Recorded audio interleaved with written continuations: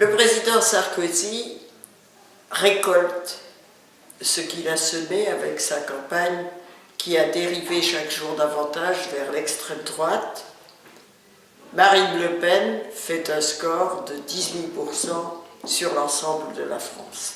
La leçon ne lui suffit pas et c'est maintenant encore sur l'immigration que se focalise cet entre-deux tours, d'une part avec le vote des étrangers reproché à la gauche, alors que c'est déjà le cas dans plusieurs pays européens sans que cela ait soulevé le moindre problème.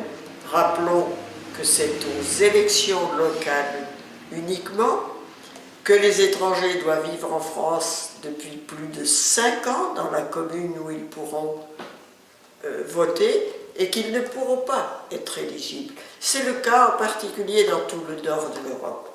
Deuxième aspect, reprise et reprise encore du mensonge de Nicolas Sarkozy qui dit que Hollande veut la régularisation massive des immigrés. C'est un mensonge.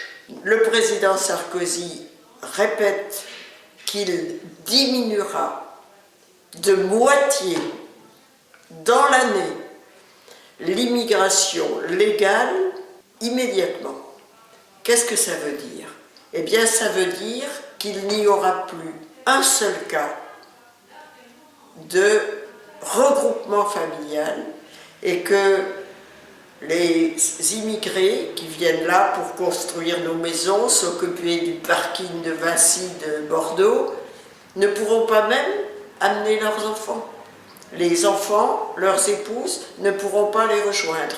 Et ces enfants demeureront dans un coin du Sahel, sans éducation, sans soins corrects, et pour les jeunes filles, peut-être mariées contre leur consentement, comme c'est ce que j'ai vécu dans plusieurs des familles pour lesquelles je me suis battue.